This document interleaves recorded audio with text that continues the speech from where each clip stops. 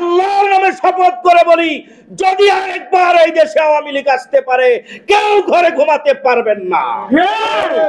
সমস্ত প্রশংসা মহান আল্লাহ তাআলার জন্য, অগণিত দুরুদ ও সালাম প্রিয় নবী হযরত মুহাম্মদ মুস্তাফা সাল্লাল্লাহু আলাইহি ওয়াসাল্লামের উপর। আজকের প্রোগ্রামে উপস্থিত প্রধান অতিথি, সাবেক ভিপি, গণ অধিকার পরিষদ সভাপতি জনাব নুরুল হক নূর, উপস্থিত আছেন আমাদের বিশেষ অতিথি রাশেদ প্রধান ভাই, এবং আজকের সভাপতি খেলাফতে রাশেদা বাংলাদেশের সম্মানিত সংগ্রামী সুযোগ্য চেয়ারম্যান মুফতি আজহারুল ইসলাম, নেতৃবৃন্দ, সাংবাদিকবৃন্দ, আমরা সকলেই অবগত আছি বর্তমান সময়টিতে আমরা কুল কিনারা পাচ্ছি না। কারণ বিগত 15.5 বছর যেভাবে এই দেশটিকে খুল্লামখা করে দিয়েছে, আমরা অল্প কয়েকদিনের ভিতরে ভালো একটি পজিশনে চলে যাব তা বিশ্বাস করি না। একটি মানুষ 2 ঘন্টা ঘুমালে, ঘুম থেকে উঠলে তার ঘোর কাটতেও কিছু সময় লাগে। তো আজকের এই প্রোগ্রামে যারা এসেছেন, আমি প্রত্যেককে আন্তরিক অভিনন্দন এবং মুবারকবাদ জানাই। যারা এই ফ্যাসিস্ট সরকারের বিরুদ্ধে আন্দোলন সংগ্রাম করে শহীদ হয়েছেন, তাদের আত্মার মাগফিরাত কামনা করছি। যারা অসুস্থ রয়েছেন, তাদের সুস্থতা কামনা করছি।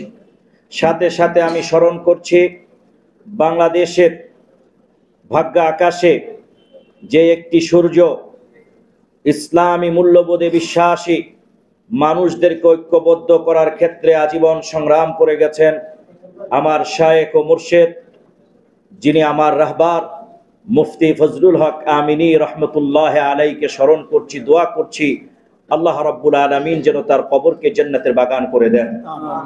জামায়াত ইসলামী বাংলাদেশ সহ অন্যান্য ইসলামিক দলের নেতা কর্মীদের উপরে যেই জুলুম করা হয়েছে, ফাঁসি দেওয়া হয়েছে, যারা এই ফ্যাসিস্ট হাসিনার নির্যাতনের কবলে ইন্তেকাল করেছে, আল্লাহ যেন তাদেরকে শহীদ হিসাবে কবুল করেন, আমিন। প্রিয় ভাই ও বন্ধুরা আমার, আমি আজকে ভিপি নূরকে এবং রাশেদ প্রধানকে সামনে রেখে, আপনাদের সামনে রেখে একটি কথা বলতে চাই। আমি সবসময় ঐক্যের পক্ষে কাজ করে গিয়েছি এবং ঐক্যের পক্ষে থাকতে চাই, দেশের প্রশ্নে, জনগণের প্রশ্নে এবং ইসলাম ও মুসলমানের প্রশ্নে। কেন আমাদের ঐক্যটা প্রয়োজন, একটি কথা বলেই আমি আমার আলোচনাকে সংক্ষিপ্ত করব। একই মাঠে, বনের পাশে একটি মাঠ, একই মাঠে 4টি গরু ঘাস খায়। একদিন 2টি গরু, 4টি গরু 2টি করে আলাদা হয়ে গেল, বনের ওপারে গিয়ে তারা ঘাস খাবে। 2টি গরু বলল আমরা যাব না, 2টি বলল আমরা যাব। দীর্ঘদিন ধরে বাঘ ওই বন থেকে তাকিয়ে আছে, কখন ওরা আলাদা হবে আর আমি তাদেরকে খাবো। 4টারও তো একসাথে পারবো না, যদিও বাঘ হই, গরু তো অনেক বড়। তো একদিন ঠিকই তার স্বপ্ন পূরণ হলো, 4টি গরু 2 ভাগ হয়ে আলাদা হয়ে গেল। বনের কাছে যেই 2 গরু ঘাস খেতে গেল, একদিন একটারে ধরলো আর একটা দৌড় দিল, এভাবে করে বাঘ সফল হলো। প্রিয় ভাইয়েরা, আমরা যদি ঐক্যবদ্ধ না হতাম, তাহলে এই ফ্যাসিস্টের যেই দোসর পুলিশ বাহিনীতে ছিল, যারা গুলি করেছে, সন্ত্রাসী ছাত্রলীগরা আমার ভাই বোনদেরকে প্রকাশ্যে দীপালোকে দা দিয়ে কুপিয়েছে, বড় আফসোস এবং দুঃখ হয়। ওরা মানুষ কিনা আমার বিশ্বাস হয় না। মানুষ যদি হতো, একটু হলো অনুশোচনা হতো, আজকে ওরা অনলাইনে মাঝে মধ্যে উকি দেয়। আমি স্পষ্ট বলতে চাই, কে কোন পদে দাঁড়াবেন, কে কোন মন্ত্রী হবেন, তা নিয়ে আপনারা ভাগাভাগি করেন।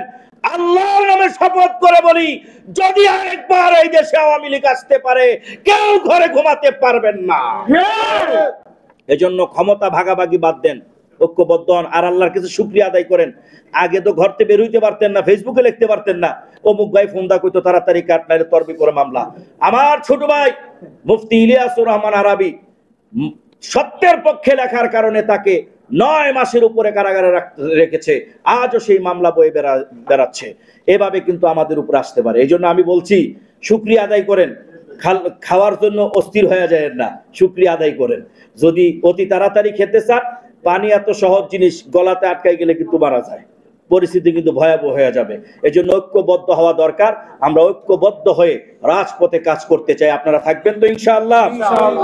আমার ভাইয়েরা, হেফাজতে ইসলাম বাংলাদেশের আজকে দেখেন শেখ হাসিনা হেফাজতে ইসলামকে নিয়ে কি কটূক্তি করেছে। গুলি অস্ত্র দিয়ে মারা ভাইদেরকে বলেছে এরা নাকি রং মেখে শুয়ে আছে, জাতীয় সংসদের মতো পবিত্র জায়গায় বসছে। আল্লাহ তারে ধরছে, আরো ধরবো। আল্লাহর মায় দুনিয়ার বাহির করার আগে জালেমরে একটু দেশের বাহির করে দেখায় দেয়, এবার বুঝ তোর দেশে জনগণ কত কষ্ট ছিল। কথা বলেন ঠিক কিনা? এবার ভারত প্রসঙ্গে একটা কথা বলতে চাই। আমার এক দাদা আমার বলছিল, যারা বাঘের চোখ খোলে তারা কি শিয়ালের ভেংসিতে ভয় পায়? জুড়ে বলেন। আমরা দুধ খাওয়া জাতি, প্রসাব খাওয়া জাতিরা আমাদেরকে হুমকি দুমকি দিবে, আর আমরা ভয়ে লেজ গুটিয়ে ঘরেতে যাব। আপনি কেমনে বুঝলেন বিষয়টা? কখনো নয়, কশিন কালেও নয়। মুসলিম জাতি বাঘের জাতি। যারা বাঘের চোখ খুলে ওই হিন্দুস্তানের সেই শ্রীকালদের ভয়ে আমরা কাতর নই। কথা বলে ঠিক কিনা? রাশেদ প্রধান ভাই বলে গেছেন, ওনার চমৎকার বক্তব্য। বাবার মতোই, আমি বিপিনুরকে বলছিলাম যে বাবার মতোই বলছেন, আল্লাহ বরকত দিক।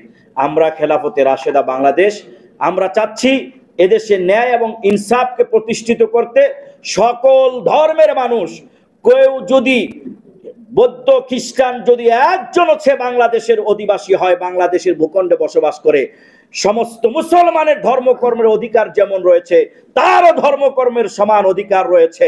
আমরা সকল ধর্মের মানুষের ধর্মকর্ম পালনে নিশ্চিত করতে চাই। শেখ হাসিনার মতো হিন্দু মেরে মুসলিম খেপাও, মুসলিম মেরে হিন্দু খেপাও, এই রাজনীতি বন্ধ করতে হবে। সকল হত্যার বিচার চাই, বিডিআর হত্যার বিচার চাই। আজকে যখন দেখছি বিডিআররা 16 বছর পরে মুক্তি পেয়েছে, অনেকের স্ত্রীর গর্ভে সন্তান ছিল, এসে দেখে বিয়ের বয়স হয়ে গেছে, তাদের চোখের পানি দেখলে আমাদের আর সহ্য হয় না। আপনারা যদি চান আবার সেই ফ্যাসিস্টকে বসাবেন, তাহলে অনেক রাজনৈতিক দলের ভাইয়েরা যেমন বক্তব্য দিচ্ছেন দেন, কিন্তু এইটা মনে রাখবেন, এই বাংলাদেশের মানুষের কাছ থেকে বিএনপির আর পাওয়ার কিছু নাই। ছেলেরা, মাসুম বাচ্চারা, ওই রুহুল কবির রিজভী সাহেবের বক্তব্যে বলি, কলেজ স্কুলের ছাত্ররা, মাসুম বাচ্চারা আমাদেরকে মুক্ত করেছে। ওই মাসুম বাচ্চাদের আন্দোলন, হ্যাঁ দীর্ঘ সময়টা আমাদের আন্দোলন সংগ্রাম ছিল, কিন্তু তারা সর্বশেষ আল্লাহ রাব্বুল আলামিন তাদের মাধ্যমে আমাদেরকে একটা মুক্তির ব্যবস্থা করেছে।